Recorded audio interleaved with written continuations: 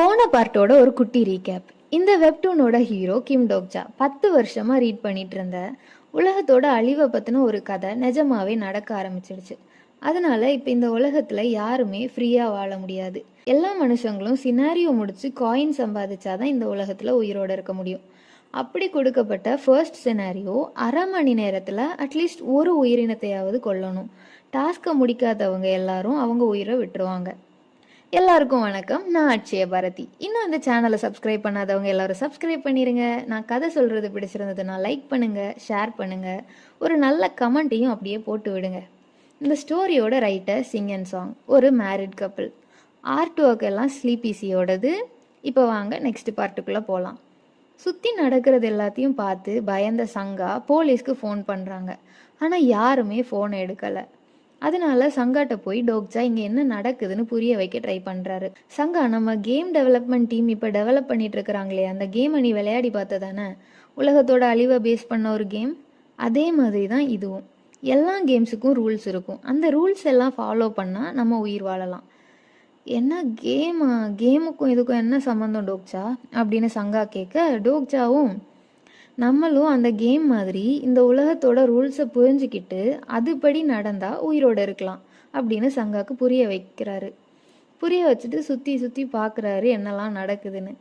அப்படியே டோக்ஜா ரீட் பண்ண ஸ்டோரியையும் ஞாபகப்படுத்த ட்ரை பண்ணுறாரு.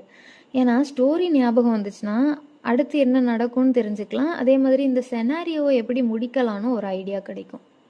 தலையில் ஆண்டனா வச்ச ஒரு டொக்கேபி, சுற்றி பிணங்கள், பயத்தில் நடுங்கிற ஆஃபீஸ் ஒர்க்கர்ஸ், கடவுளை வேண்டிட்டு இருக்கிற வயசான பாட்டி.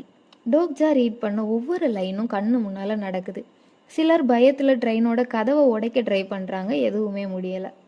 அப்போ தான் ஒரு குரல், எல்லாரும் கொஞ்சம் அமைதியாக இருங்க, மூச்சை இழுத்து விடுங்க, எல்லாரும் ரிலாக்ஸ் ஆகிட்டிங்கன்னா கொஞ்சம் நான் சொல்ல வர்றதை கவனிங்க. இது ஒரு லெவல் 1 நேஷ்னல் எமர்ஜென்சி. இந்த மாதிரி நேரத்தில் ஒரு சின்ன தப்பு பண்ணால் கூட அதோட விளைவுகள் ரொம்ப பெருசாக இருக்கும்.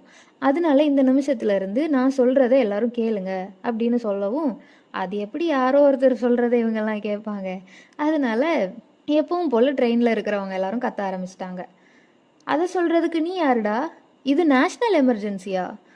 என்ன உளறிட்டு இருக்கிற? அது இதுன்னு என்னலாமோ சொல்லிட்டு இருக்கிறாங்க. ஆனால் இந்த ட்ரெயினில் இருக்கிறவங்க இருக்கிறாங்களே, திடீர்னு வினோதமாக கண்ணு முன்னால் வந்து அந்த டொக்கேபியை மதிக்கணும்னு தோணலை இவங்களுக்கு. நல்லா ஹைட்டாக வெயிட்டாக ஹல்கி பல்கியாக இருக்கிற இந்த மனுஷனை மதிக்கணும்னு தோணலை. என்னத்தை சொல்ல? இவங்கெல்லாம் சும்மா சொன்னால் கேட்க மாட்டாங்கன்னு அவரோட மிலிட்ரி ஐடி கார்டை எடுத்து எல்லாருக்கும் காமிச்சு, நான் மிலிட்ரியில் வேலை பார்க்குறேன், நான் லீ ஹியோன் சாங், நான் வேலை பார்க்குற மிலிட்ரி யூனிட்ல இருந்து எனக்கு இந்த நேஷ்னல் எமர்ஜென்சியை பற்றி மெசேஜ் பண்ணாங்க அப்படின்னு எக்ஸ்பிளைன் பண்ண ட்ரை பண்ணுறாரு. ஆனால் ஹியோன் சாங் மிலிட்ரியில் உள்ளவர்னு தெரிஞ்சும் தீஸ் காய்ஸ் வாயை மூடவே இல்லை. அப்போவும் ஒருத்தன் இங்கே என்ன நடக்குது அப்படின்னு கேட்குறான். அதை தானடா அந்த மனுஷன் சொல்ல ட்ரை பண்ணுறாரு, சொல்ல விட்டா தானே.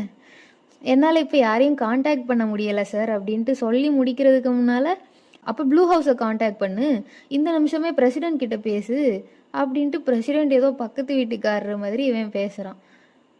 அப்போவும் அமைதியாக, நானே வெறும் சோல்ஜர் தான் சார், என்னாலலாம் பிரசிடென்ட் கிட்ட பேச முடியாது அப்படின்னு எக்ஸ்பிளைன் பண்ண ட்ரை பண்ணால், பிரசிடென்ட் கிட்ட கூட பேச முடியாத ஓம் பேச்சை எதுக்குடா நாங்கள்லாம் கேட்கணும் அப்படின்ட்டு கேட்குறான். அது ஒரு பக்கம் நடந்துட்டுருக்க டோக்ஜாக்கு ஒரே ஷாக்கு. இந்த நேஷ்னல் எமர்ஜென்சி அது இதெல்லாம் பார்த்து இல்லை, லீ ஹியோன் சாங்கை பார்த்து. ஏன்னா லீ ஹியோன் சாங் டோக்ஜா ரீட் பண்ண ஸ்டோரியில் வரக்கூடிய ஒரு கேரக்டர். கிட்ட சங்கா நிற்கிறாங்க. அவங்க டோக்ஜாவோட டெய்லி லைஃப்பில் கூட வேலை பார்க்குற ஒருத்தாங்க. அதே மாதிரி தான் அந்த ஃபினான்ஸ் டிபார்ட்மெண்ட் ஹெட்டு. இவங்க எல்லாருமே ரியல் வேர்ல்டில் உள்ளவங்க. இதெல்லாம் நிஜமாக நடக்க ஆரம்பித்ததுமே அந்த கதையில் நடந்த மாதிரியே நடக்கும், சினாரியோஸ் கிடைக்கும் அப்படின்னு மட்டும்தான் யோசிச்சாங்களே தவிர, அந்த ஸ்டோரியில் உள்ள கேரக்டர்ஸும் நிஜமாக வருவாங்கன்னு நினச்சி கூட பார்க்கல டோக்ஜா. இதுவரை ஹியோன் சாங்கை டோக்ஜா பார்த்ததே இல்லை. ஆனால் அவர் பேசுகிறது, அவரோட அப்பியரன்ஸ், அவர் நடந்துக்கிற விதம் எல்லாமே அப்படியே லைன் பை லைன் அந்த ஸ்டோரியில் வர்ணித்த மாதிரி அப்படியே இருந்தது. இப்போ என்ன பிரச்சனைனா, டோக்ஜா ரீட் பண்ண ஸ்டோரியில் இந்த ஃபர்ஸ்ட் சினாரியோலாம் முடிஞ்ச பிறகு தான் ஹியோன் சாங்கை பற்றி மென்ஷனே பண்ணியிருக்கோம். இப்போ ஏன் ஹியோன் சாங் இவ்வளோ சீக்கிரம் கண்ணு முன்னால் வந்தாங்க? அப்போ அந்த கதையில் நடந்த மாதிரி எல்லாம் நடக்கலையா? அந்த கதையை மட்டும் இன்னும் ஒரே ஒரு தடவை ரீட் பண்ணால் எல்லாம் புரிஞ்சிடும்னு டோக்ஜா ஃபீல் பண்ண, இது நிஜமாவே நேஷ்னல் எமர்ஜென்சி, பிரைம் மினிஸ்டர் லைவாக ஸ்பீச் கொடுக்குறாரு அப்படின்னு ட்ரெயினில் யாரோ கத்துறாங்க. சங்காவும் ஃபோனில் லைவ் ஆன் பண்ணி டோக்ஜாக்கும் காமிச்சிட்டே பார்க்குறாங்க.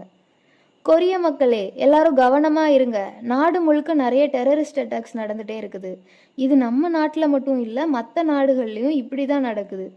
எங்களால் முடிஞ்சது எல்லாத்தையுமே நாங்கள் பண்ணிட்டு தான் இருக்கிறோம். அது இதுன்னு பிரைம் மினிஸ்டர் பேசிகிட்டே இருக்கிறாரு. அப்போ ட்ரெயினில் ஒருத்தர், ஏன் பிரைம் மினிஸ்டர் பேசுகிறாரு, பிரசிடென்ட்க்கு என்னாச்சு அப்படின்னு கேட்க, கமெண்ட்ஸில் டெரரிஸ்ட் ஏற்கனவே பிரசிடெண்ட்டை பிடிச்சிட்டாங்கன்னு போட்டிருக்குது அப்படின்னு இன்னொருத்தர் சொல்கிறாரு. கமெண்ட்ஸில் சும்மா எதையாவது போடுவாங்க, அது இதுன்னு பேசிகிட்டு இருக்கும்போது டமால்னு ஒரு சத்தம். என்னதுன்னு பார்த்தா அந்த டொக்கேபி பிஎம்மோட தலையையும் வெடிக்க வச்சிடுச்சு. நான் இவ்வளோ சீரியஸாக பேசிகிட்டு இருக்கிறேன், டெரரிஸ்ட் அட்டாக்கு அது இதுன்னு காமெடி பண்ணிகிட்டு இருக்கிறது. நீங்கள் இப்படியெல்லாம் சொன்னால் புரிஞ்சிக்க மாட்டீங்க. மனுஷ பசங்கள்லாம் கேமில் பெரிய புள்ளின்னு கேள்விப்பட்டேன், அதனால் இந்த செனாரியோவை இன்னும் கொஞ்சம் கஷ்டமாக்குறேன் அப்படின்னு சொல்லிட்டு 1/2 மணி நேரம் ஓடிட்டு இருந்த டைமரை 10 நிமிஷமாக மாற்றி விட்டுடுச்சு அந்த டொக்கேபி. நேரம் 10 நிமிஷமாக குறைக்கப்பட்டிருக்குது. அடிஷ்னல் பெனால்ட்டியாக ஃபஸ்ட்டு சம்பவம் இன்னும் 5 நிமிஷத்தில் நடக்கலைன்னா இந்த ட்ரெயின் கேபினில் இருக்கிற எல்லா உயிரினங்களும் கொல்லப்படும் அப்படின்னு ஒரு அனௌன்ஸ்மெண்ட்டும் வருது. மறுபடியும் முதல்ல இருந்தே வா அப்படிங்கிற மாதிரி எல்லாரும் ஹியோன்சாங் அந்த மிலிட்ரிக்காரர்கிட்டயே போயிட்டு கத்த ஆரம்பிக்கிறாங்க. என்ன நடக்குது, போலீஸ் எங்க, காப்பாற்ற வேண்டிய மிலிட்ரி எங்க, அது இதுன்னு. டிடபிள்யூஎஸ்ஏ டோக்ஜா ரீட் பண்ண கதையோட ஷார்ட் நேம், ஓகேவா? டிடபிள்யூஎஸ்ஏல நடந்த மாதிரி தான் நடக்குது. ஆனால் ஹியோன்சாங்கே வந்துட்டான், ஏன் இன்னும் அவன் வரல? கதைப்படி அவன் இப்போ எந்த நிமிஷமும் வரலாம் அப்படின்ட்டு டோக்ஜா சுற்றி முற்றி அந்த அவனை தேடிக்கிட்டு இருக்கிறாரு. அப்போ தான் பக்கத்து ட்ரெயின் கேபினில் ஒரே சத்தம். என்னன்னு பார்த்தா யாரையோ அந்த கேபினில் கொன்னுட்டாங்க.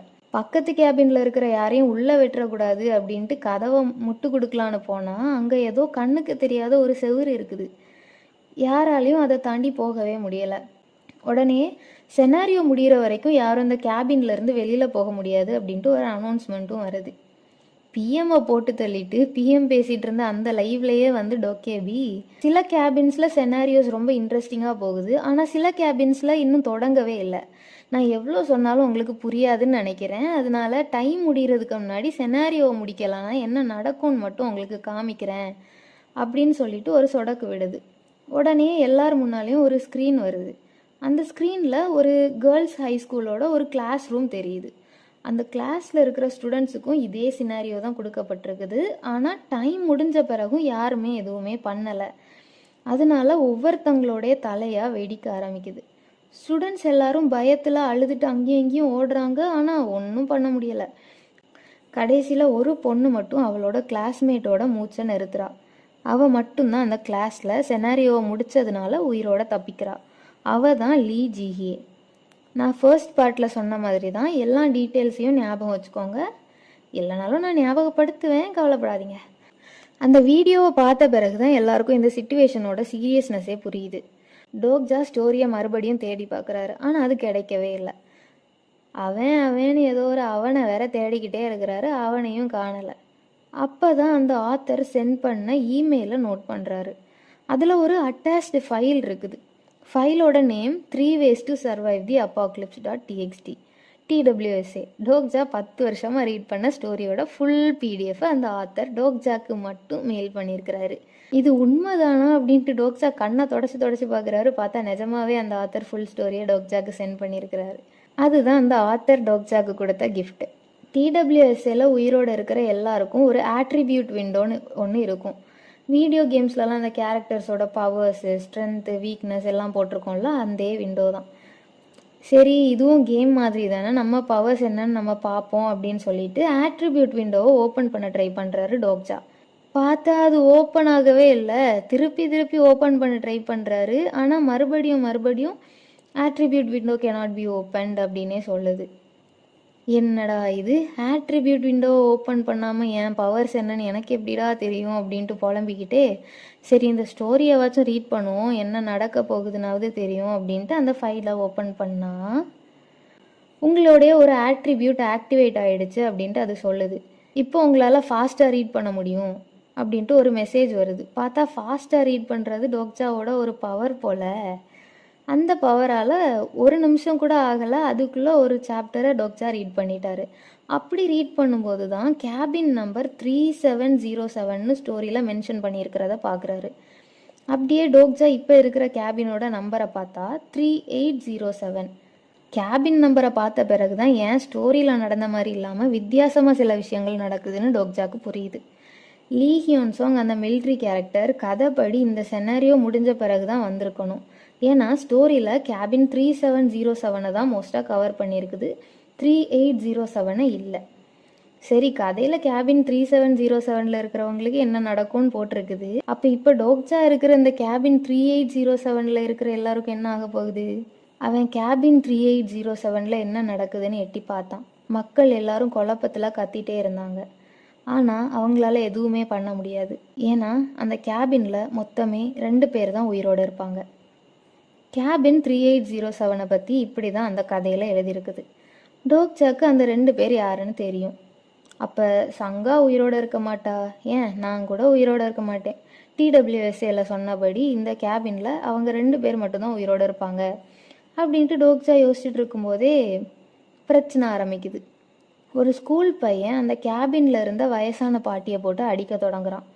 டோக்ஜா கம்பெனியோட அந்த ஃபினான்ஸ் டீம் ஹெட் ஹான் மியோங்கோவும் அவனை தடுக்க ட்ரை பண்ணுறான். பெரியவங்களை எப்படி மதிக்கணும்னு உங்கள் வீட்டில் உனக்கு சொல்லி தரலையாடா அப்படின்ட்டு. அதுக்கு அந்த பையன் திமிரா, ஏன் உனக்கும் இந்த கிளவி மாதிரி சீக்கிரம் போய் சேரணுமாடா பெருசு அப்படின்ட்டு மரியாதையே இல்லாமல் மாறி பேசுகிறான். இங்கே என்ன நடக்குதுன்னு உனக்கு இன்னும் புரியலையா அப்படின்னு கேட்டுட்டு அப்போவே ஓப்பன் ஆன அந்த ஸ்க்ரீனில் மற்ற கேபின்லலாம் நடக்கிற சம்பவங்கள் எல்லாம் ஸ்ட்ரீம் ஆகிட்டே இருக்குது. அதில் ஒருத்தர் அடிச்சுட்டு உயிரை விட்டுட்டுருக்குறாங்க. அதை காமிச்சு நம்ம தான் யார் உயிரோட இருக்கணும் இருக்கக்கூடாதுன்னு முடிவு பண்ணணும், இல்லைன்னா நம்ம உயிர் போயிடும் அப்படின்னு சொல்லிட்டு அவன் பாட்டுக்கு மறுபடியும் அந்த வயசான பாட்டியை போட்டு அடிக்க தொடங்குறான். இந்த வாட்டி மற்றவங்களும் அவன் கூட சேர்ந்து அந்த பாட்டியை அடிக்க தொடங்குறாங்க. எல்லாருக்கும் சுயநலம், அப்புறம் முக்கியமாக உயிர் பயம். அந்த உயிர் பயத்தில் தான் ஃபர்ஸ்ட் செனாரியோலே மனுஷங்க எல்லாருமே மனுஷத்தன்மையை இழக்க தொடங்குறாங்க. ஆனால் அந்த ஸ்கூல் பையன் இருக்கானே, அவன் பயத்தில் இதெல்லாம் பண்ணலை. அவன் சரியான சைக்கோ. அவனை பொறுத்த வரைக்கும் இது எல்லாமே ஒரு கேம். இந்த கேமோட ரூல்ஸை அவன் ஃபாலோ பண்ணுறான், அப்படியே அந்த கேமை லைட்டாக என்ஜாய் பண்ணுறான், அவ்வளோதான். TWSAல இந்த கேபினில் 2 பேர் மட்டும்தான் உயிரோடு இருப்பாங்கன்னு போட்டிருந்தது. அதில் இந்த ஸ்கூல் பையன் கிம் நாமூன்னு ஒருத்தன். அந்த ஸ்டோரியிலேயே இந்த புது ரியாலிட்டிக்கு சீக்கிரமாக அடாப்ட் ஆன சில பேரில் நாமூன்னு ஒருத்தன். TWSAலையுமே அவனை பார்த்து தான் நிறைய பேர் இந்த சொசைட்டியாக வச்சுட்டு இருக்கிற இந்த லாஸ் மாரல்ஸ் அது எல்லாத்தையுமே மறந்து மிருகமாக மாற தொடங்கியிருப்பாங்க. இந்த புது ரியாலிட்டியை என்ஜாய் பண்ண தொடங்கியிருப்பாங்க. ஸோ இவன் TWSAல உள்ள ஒரு மோசமான கேரக்டர்.